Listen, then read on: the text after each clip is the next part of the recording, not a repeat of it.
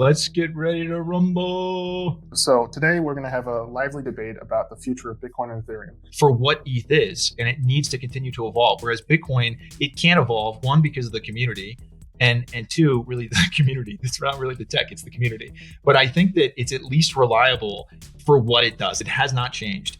But I think ETH has proven that it's very good at transferring value as well as being the world's computer. It's doing multiple things really well.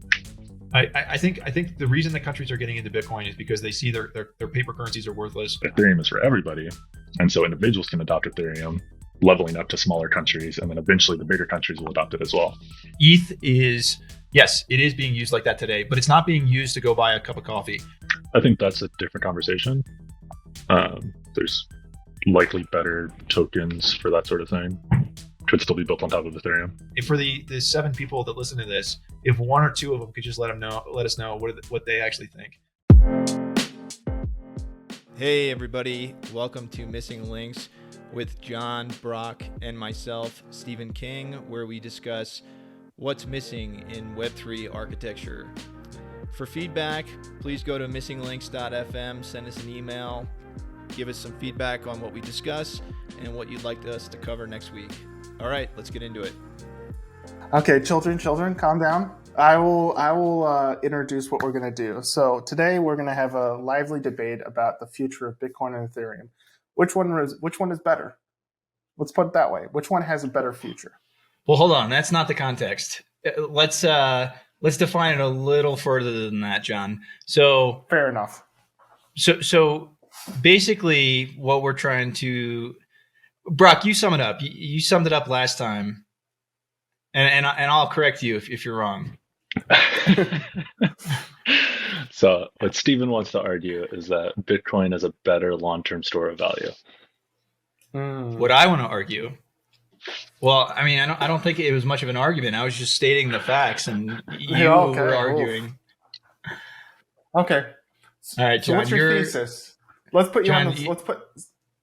We have to get one of those. We have to get you one of those boards that has sound effects, so you can do. Let's get ready to rumble. Well, yeah, I just have the drop down mic. I'll just do Jim and Kramer and just have all the buttons and just smacking around. So let's do this. I think it's what's the thesis here? Brock, what is your thesis? What's your point? You would let's give them what's your main point? And then we'll let Stephen give his, and then we can the opening remarks. Yeah. Judge, convince me. Come on. The one sentence version is that because of the innovation and the adoption of Ethereum, there is no long-term need for something like Bitcoin. Okay. Okay. So I'm not going to do it in one sentence, but I will sum it up. So here's my thesis. Have you read at all The Network State by Balaji Srinivasan? Yes. I can't pronounce his last name. Yes. I apologize, Balaji. Okay, so here's where I'm coming from. It looks like the world's on one of 2 paths. It's either on a path of globalization, or it's on a path to just complete utter chaos, war and heaven knows what else. But I still think that after all that the world will globalize. I mean, do you agree with that we're sort of headed in that direction? Give or take, yeah. Sure. Okay.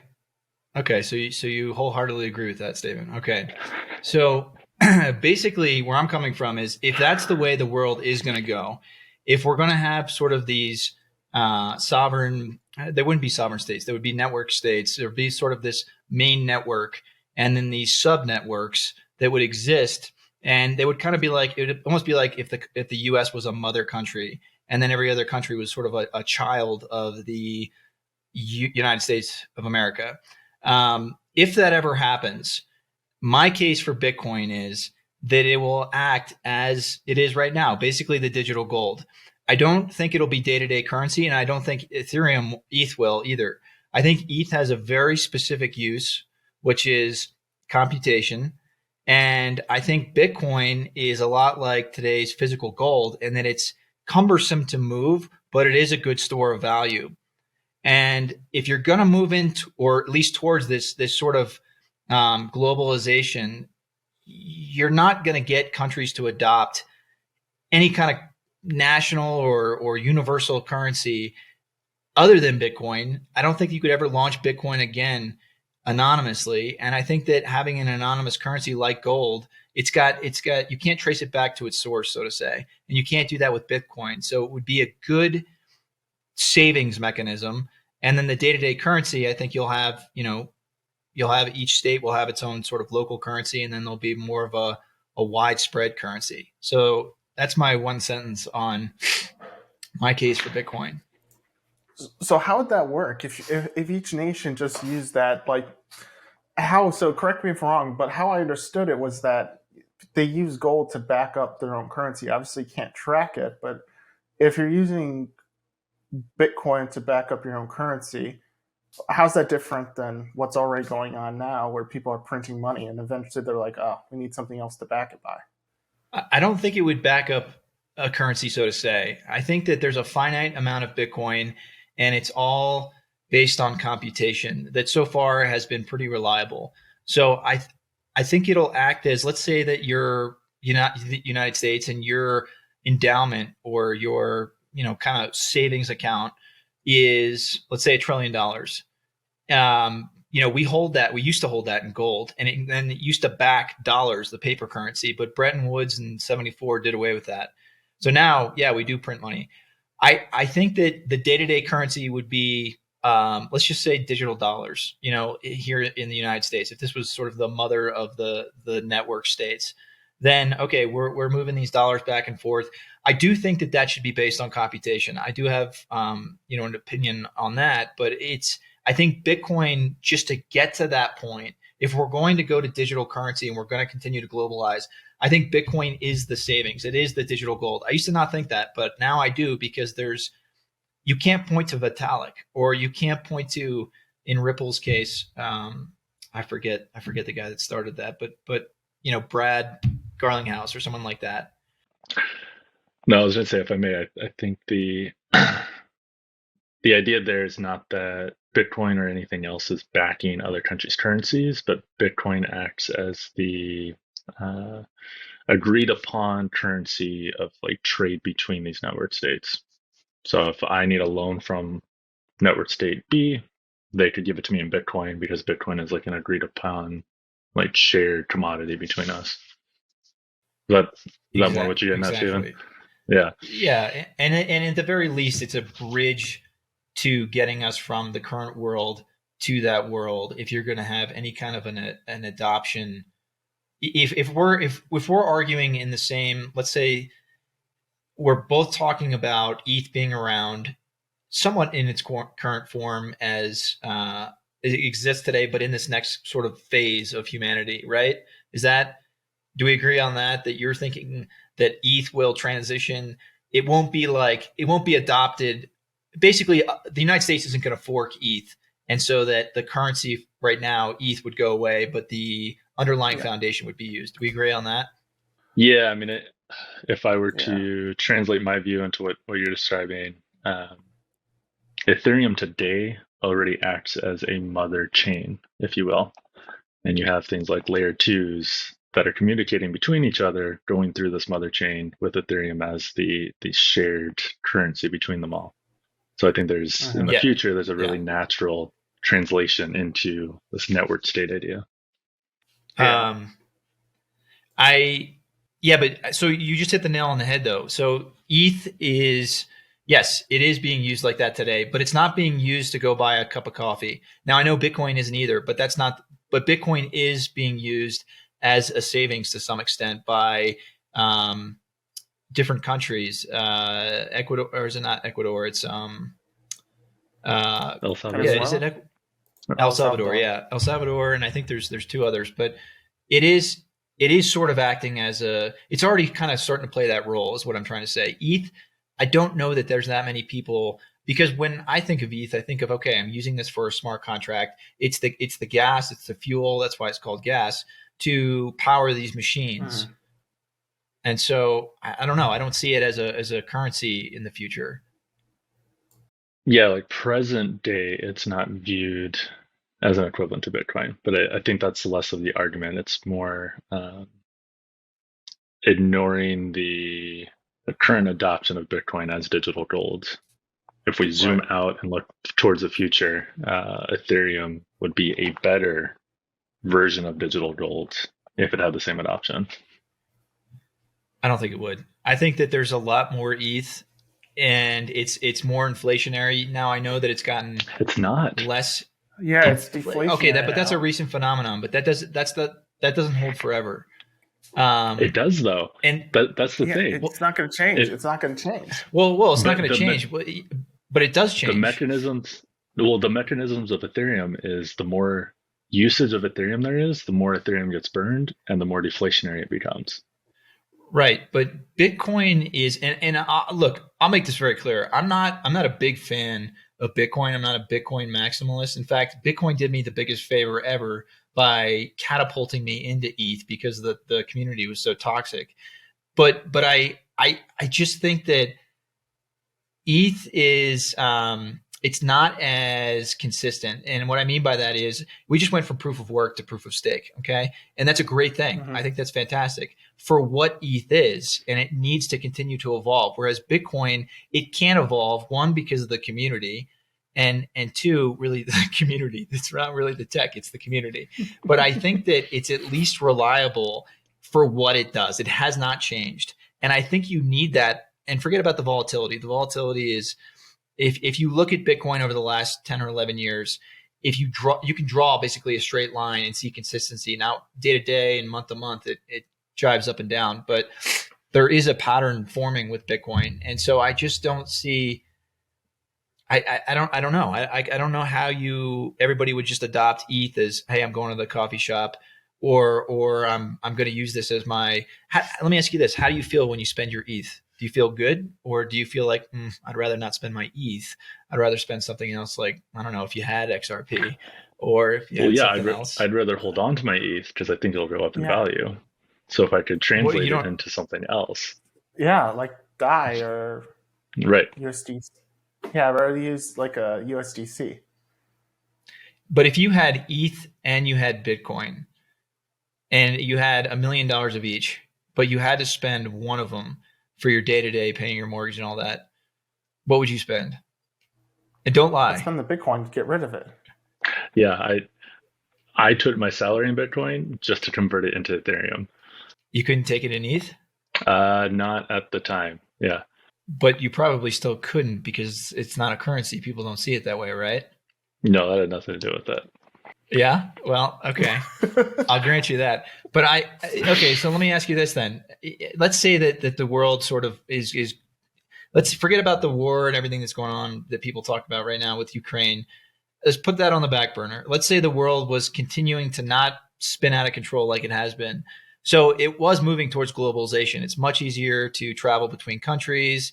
Just our kids, even like they don't see, they are sort of well, they basically are citizens of the world. I mean, they see the world very even differently than we grew up, and we even see it like that. So I, I guess the point I was trying to make is how do you get everybody to start to adopt a currency? Like if you can draw ETH back to a Vitalik, how do you see widespread adoption playing out? You're saying because there's a known founder. Yeah. And he's heavily involved. And right now there's some tension between us and Russia. He's Russian. If it's just very But hard. he's Canadian, but he left. He's Canadian. He Well, identifies tell that more to Canadian. tell that to the Chinese, or tell that to Biden. It's like I'm with you, John, but unfortunately, the people that run these countries are But I crazy. think That's fair. involved Ethereum, it's a low barrier to entry, especially as a sovereign nation. Right. You stake ETH, Mm-hmm. you run validators, you participate in building the network. Yeah. The early adopters are going to have the biggest say in how this turns out long term. And then the flip side, just because we don't know who Satoshi is, doesn't mean he doesn't exist. Right. It's only a matter of time before whoever Satoshi is starts moving Bitcoin around and really wreaks havoc in that ecosystem. And isn't there like a large amount of people who only have X amount? Are there like more users on Ethereum that have smaller amounts of ETH versus on Bitcoin, where some people hold like 0.2% of all Bitcoin or something, like a significant amount in a pile?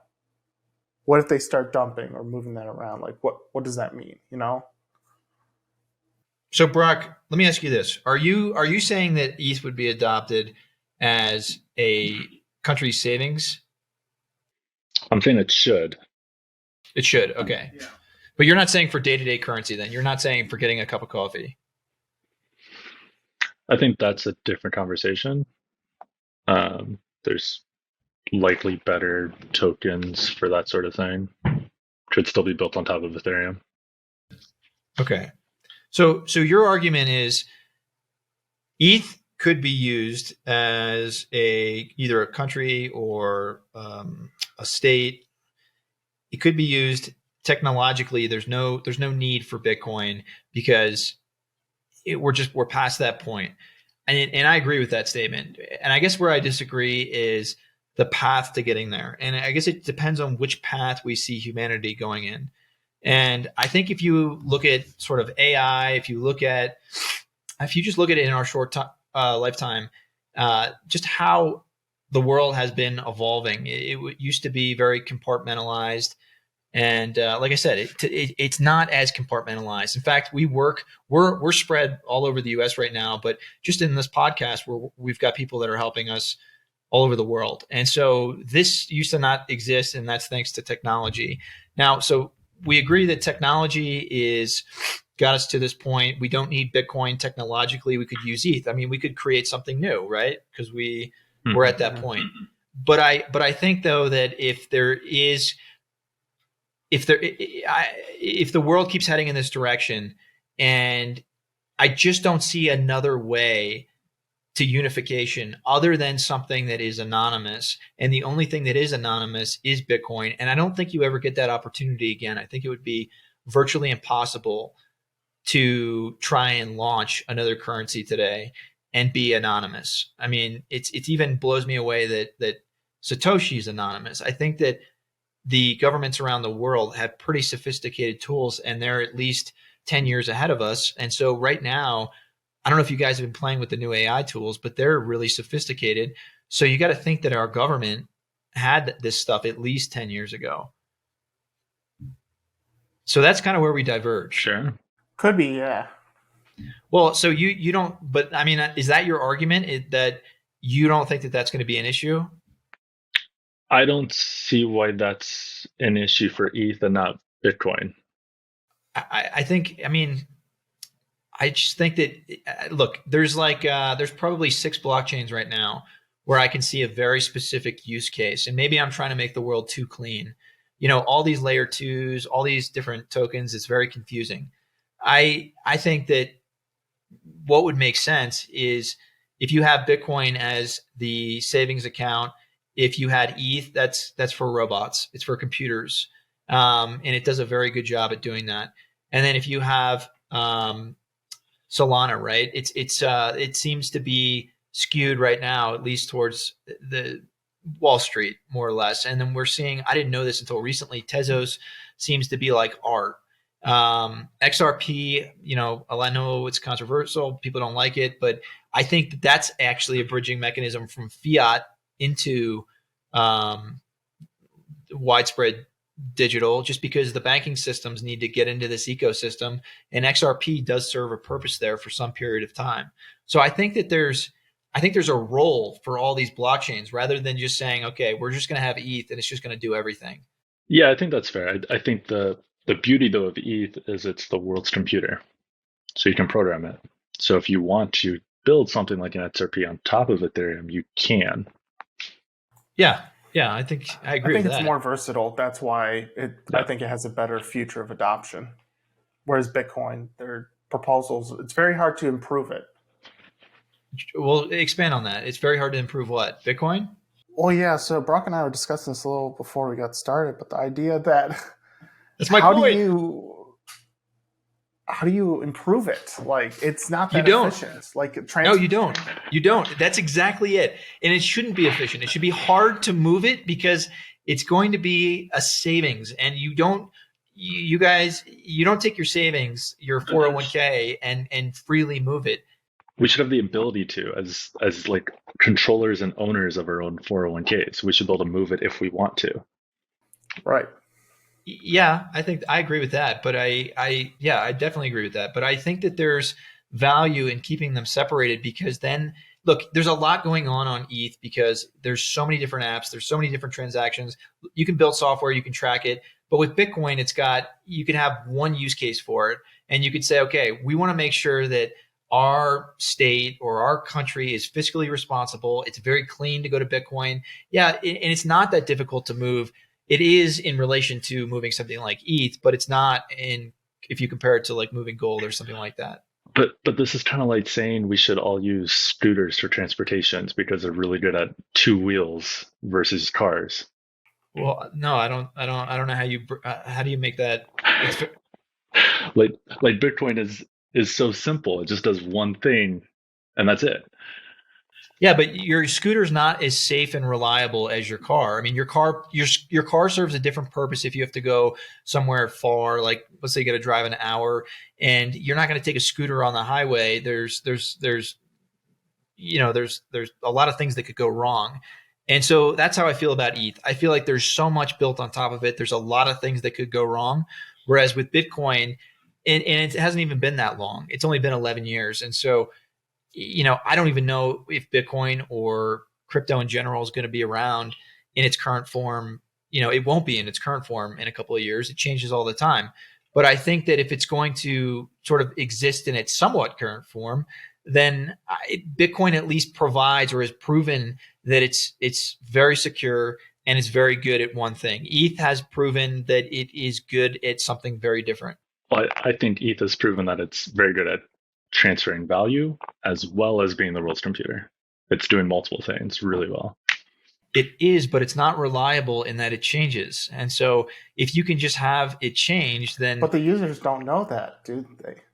well, I mean, look, if 50 it takes a lot. Like if you're going to change anything in the Bitcoin protocol, it's virtually impossible. With ETH, it's changed multiple times, and so I don't think you can rely on that you don't want your savings to change. You want it to if you want it to increase in value, but you don't want it to have any other The volatility. savings aren't changing. It's the underlying mechanism of how that Right. value. It's the computer that's changing, not Ethereum as a currency. No, it is because if proof of stake went awry, and we still don't know if it'll pan out, but so far so good. But if it didn't go well, then your savings is gone. No, like you still have the Ethereum that didn't disappear. Right, but it would be useless. So I think he's saying the volume of Ethereum went down because the underlying platform is less functional. Is that what you're kind of trying to get at? No. I'm saying, look, proof of stake so far went great, but I'm saying there was a chance that it wouldn't have gone well, and if it didn't go well, you would see people start to dump ETH, and so if you're a country like whatever, either today or in the future, and there's a major protocol shift, and something happens during that shift, like from proof of work to proof of stake, then there's the chance that your savings could go from whatever it is to zero, and that's a big risk where you don't have those protocol risks with Bitcoin. They don't have those kind of upgrades. They have Lightning, but they're to the side. They don't even affect the Bitcoin protocol for the most part. You can argue that that's a good thing for Bitcoin, but you can also argue that's a really bad thing. Well, argue it. Tell me why. So looking purely at the economics of Ethereum versus Bitcoin, Bitcoin is considered eventually deflationary because the supply will eventually be capped. But Ethereum is actually deflationary right now. Supply is going down as usage goes up. So there's like one point. And then with the switch to proof of stake, it's now 99% or greater than 99% more efficient to use and work with Ethereum than it is to use Bitcoin. Well, that's not necessarily true. I mean, it depends. Yeah, for a very, if you're going to build smart contracts and applications, 100% agree. But if you're going to store both as a mechanism to save, I disagree. Well, I just mean the network. So like at a network level, participating and running the network is 99% more efficient to do with Ethereum than it is for Bitcoin. Efficient how? Like Like price? power consumption. Mm-hmm. Oh yeah, okay. So if we're talking about power consumption, I agree with that, but I also think that there's a path. I think that's actually a benefit to Bitcoin in that you have to work to, you can't just hit a printing press, and you can't do it with ETH either. I understand that, but I still think that uh, there has to be some kind of work to have currency, right? In the past, it was to mine gold or to get gold, and today it's computation, and it's moving more environmental. I mean, there's a lot of large, gas companies now and oil companies that instead of flaring, they're, putting in a mining operation. And I only see that continuing. Now, the thing that it's not good about Bitcoin, but it still helps my argument is that it started completely decentralized, but it's centralizing, and it's going to centralize to the point where it's completely centralized in terms of mining. It has to, because of the resources that are required. And I think that that's a great thing if you're in government or if you're in any kind of, that's the way things have gone forever. But if it's centralized, that centralized entity that controls the mining can choose to change the network. They can start printing money. Right. But I think at that point, we're talking about 100 years from now. So I think at that point, if the world keeps going in this direction, then I think you have sort of one universal world with these sort of sub countries, or whatever you want to say, that probably have their own, mechanisms. But if they need funding for infrastructure or something like that, I think Bitcoin is sort of makes sense as the master savings account for accounting. Rather than you're describing Bitcoin as a central bank for network stakes. It wouldn't be a central bank, because central banks are the mechanism that prints the currency. They're not the actual currency Right. themselves. The miners are the ones that print the currency. Right, but that is becoming less profitable as we continue down this path. Now, will there be miners in? So then why would they keep running it at that point? If it's less profitable, what's their incentive to keep running it? Well, because look, it's all about scale, right? You're going to keep mining if you're able to scale it and you're able to make money from it. But if you're not, like, you're just seeing the littler guys that are being every down cycle, you see them being squeezed out. So look, I don't know how mining goes, but I don't think that the Bitcoin protocol centralizes. It's still a I can still own Bitcoin, even though that if there's less miners. Taking the paranoid approach for like a sovereign nation, if I'm a network state that doesn't agree with the politics of the network state that controls the Bitcoin mining, I'm now at risk. My savings are at risk, and I'm relying on them to keep mining as they have. If they decide to change something about the protocol, they can. You could make the same case with proof of stake. I mean, you could. No. You're seeing larger and larger. You don't think that proof of stake is going to centralize with? I mean, you're seeing it right now. It started out with 32 ETH, but now you're seeing like Rocket Pool, and you're seeing the same type of thing happen.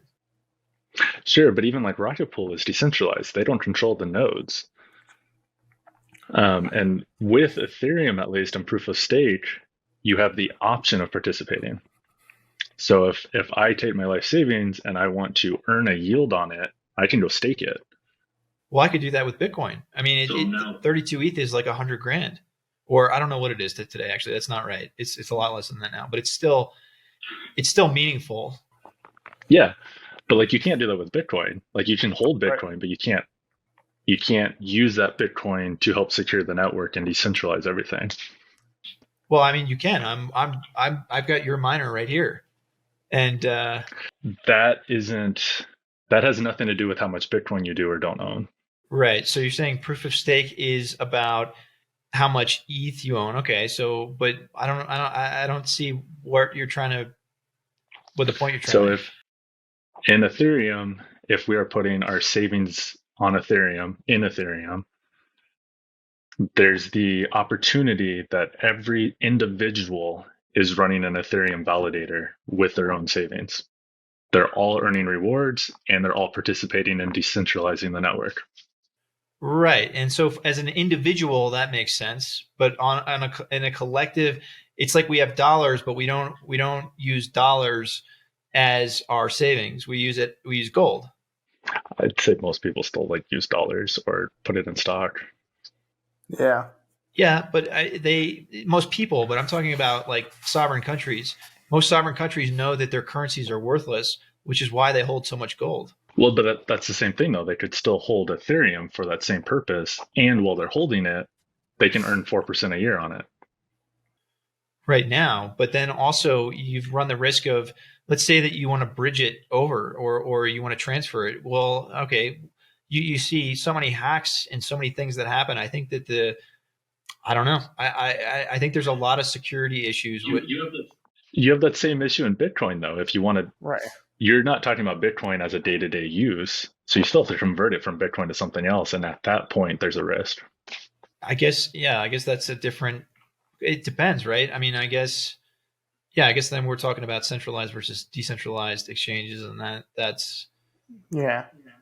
Plus, just overall education of the ecosystem. you can't, yeah, you can't really. There's not an you can't do that with Bitcoin today, but you can do that with ETH and different currencies. So that's a different.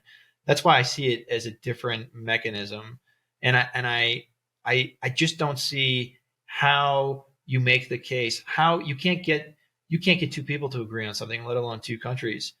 And so, how do you, when this whole fiat fiasco collapses, you know, what's next, right? Like, I think I think countries would, Russia's turning to Bitcoin.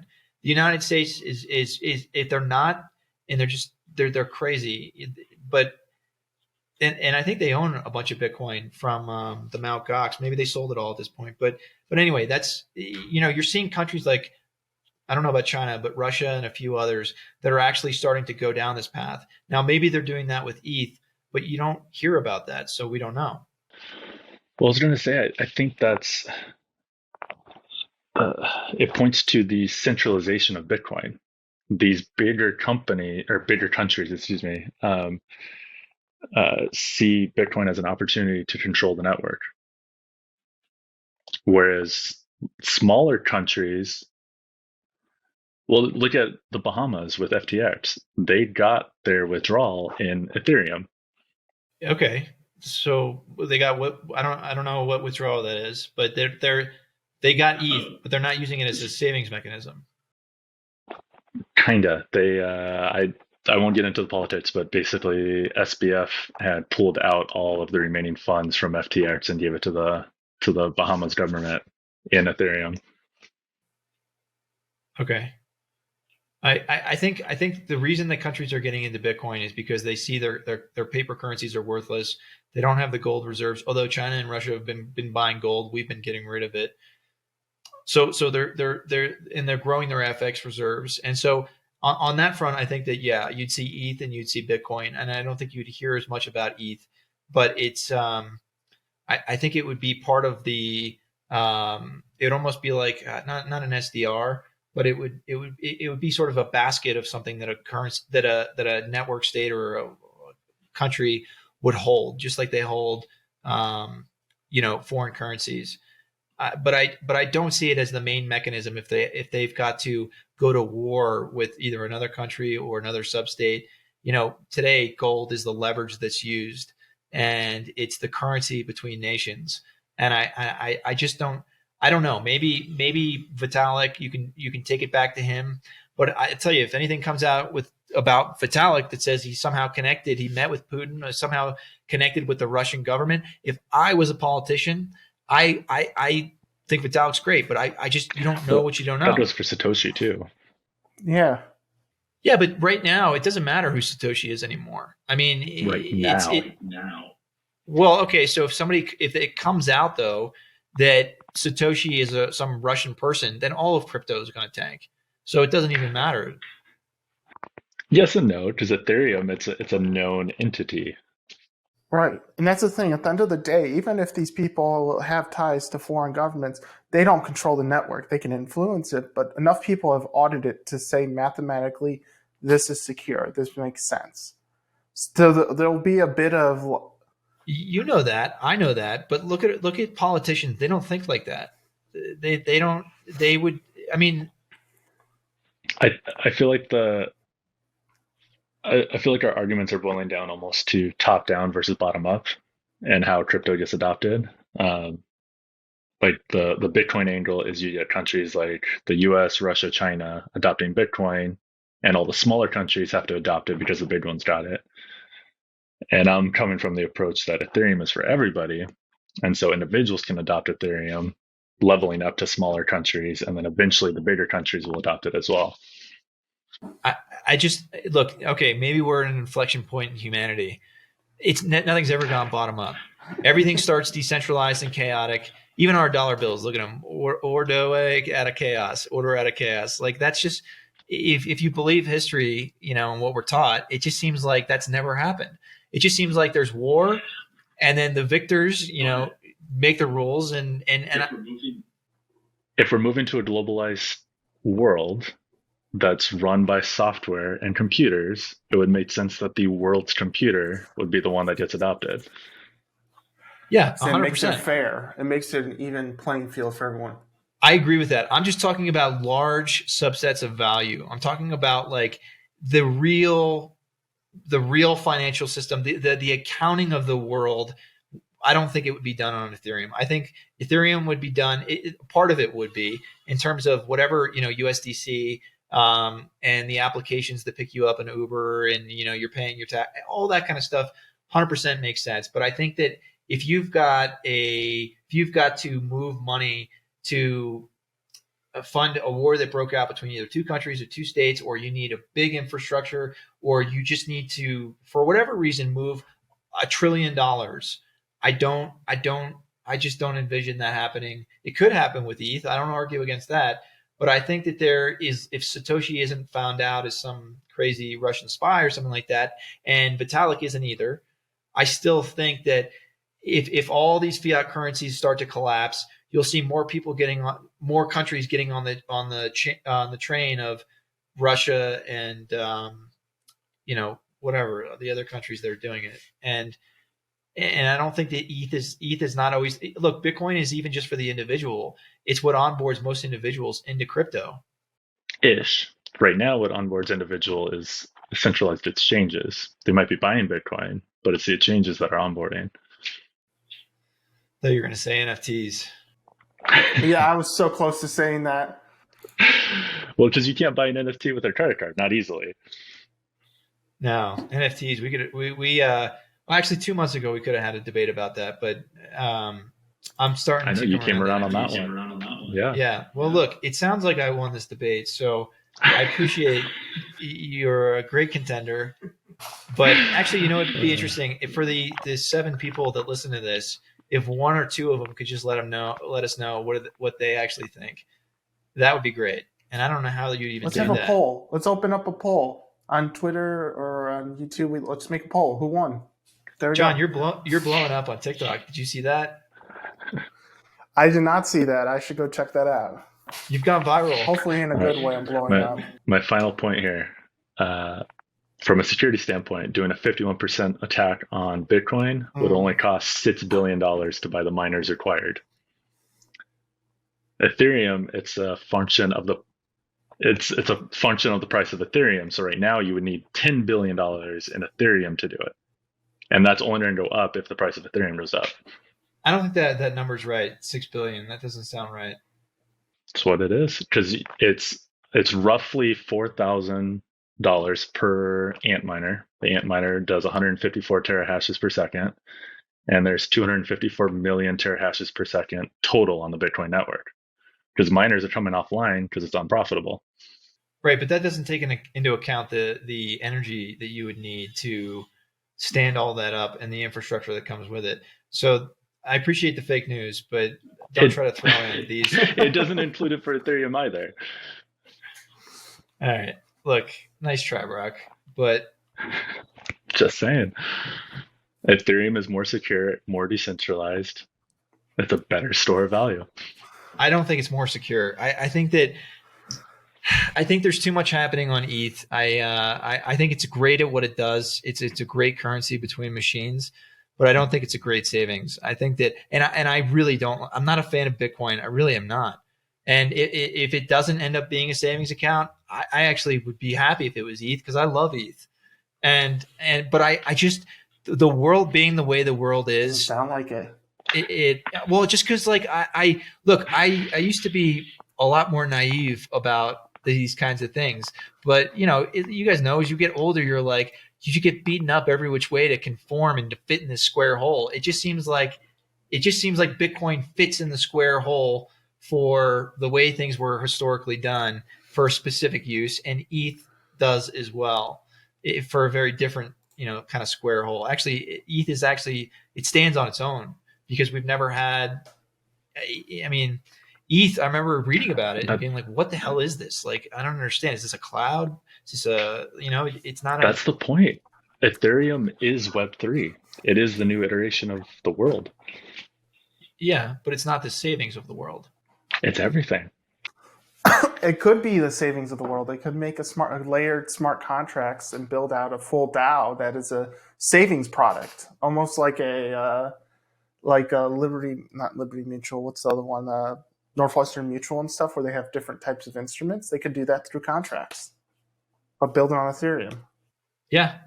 I know that you can do all that stuff, but I can tell you that even from my own personal experience, like Bitcoin is savings. It's like what I store stuff in when things are tanking. If I'm going to hold any crypto, and I hold ETH too, but ETH is like, and I think this is more a testament to the stage that we're in. It's more of it's just easier to move and speculate and invest in silly things that seem real but aren't. And that's just because we're early. So that's not really the case I'm trying to make. But look, we'll know I think in the next 20 years. And so it's $1 million bet. We agreed on this, and I want to be paid actually in ETH and Bitcoin. So half and half.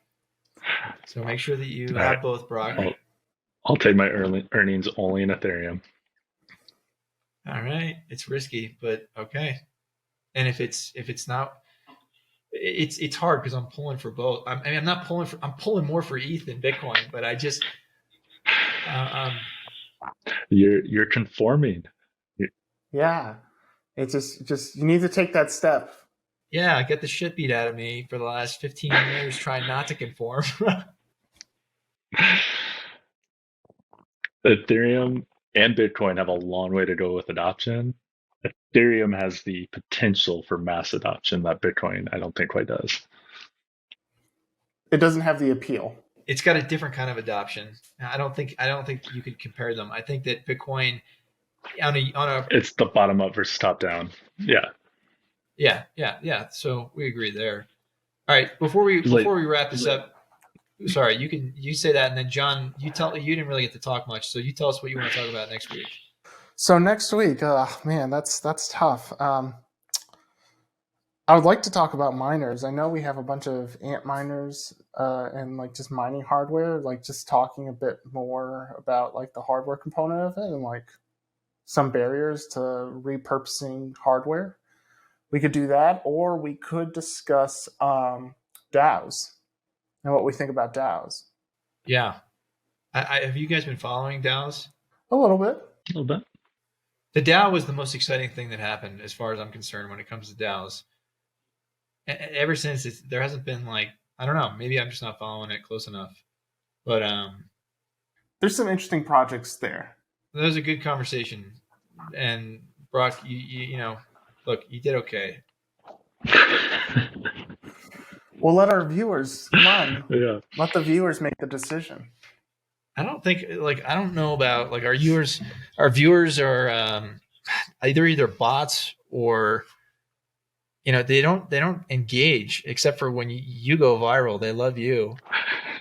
Actually, So some of the funny. comments, it was really funny. It's like some girl put these heart like I'm like who heart like John, I don't know, you have like some effect. Do you guys look at? I know Brock, Jesus. you don't look at it because you're not on TikTok. But John, do you look at like the comments and stuff? That's so funny. I was showing Christina. I'm like, look, like people love John, and Brock, you do pretty well too. I don't think people like me very much. No, that was fun. That was a good debate.